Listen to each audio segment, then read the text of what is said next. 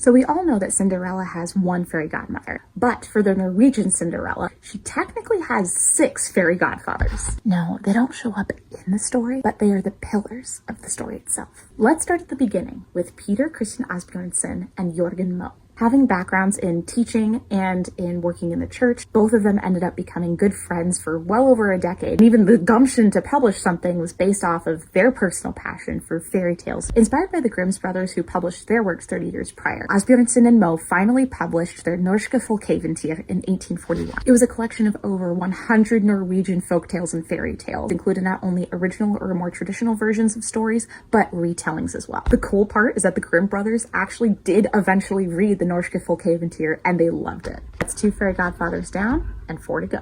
While there were over 9 illustrators who got to make their mark upon the Norske Folkeeventyr, the most popular of them all, and the most beloved of them all, is Theodor Kittelsen. He was kind of an amateur when he was hired, but he was directly hired by Asbjornsen and Moe. It's really Theodor Kittelsen's illustration of Katie Woodencloak, or Kari Trestak, that is so iconic. Beyond his opportunity and his accomplishment in embellishing the tale of Kari Trestak, Theodor Kittelsen also ended up being knighted. In 1908, he was knighted under the Royal Norwegian Order of St. Olav. So who are the other 3 fairy godfathers? We can't forget Descent. Sir George Webb Descent is the one who translated the Norske Folkeeventyr into English. Descent published his popular tales from the Norse in 1859 and later published his Tales from the Fjeld in 1874. And apparently, Asbjornsen and Moe were delighted with Descent's translation and even called it a mastery. So Descent has a really unique background. He began as the son of a lawyer. He eventually went on to get a degree in classical literature, which landed him a job in Sweden where he met the Grimm brothers. During his time in Sweden, where he really got to know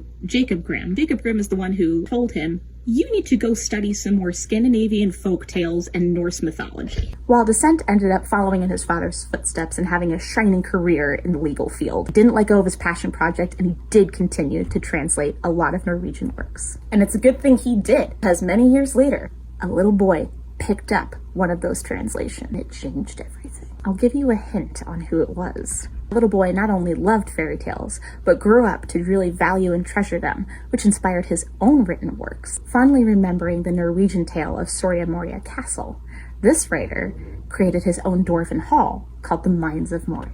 A far cry from Cinderella, but nonetheless important in the realm of fairy tales.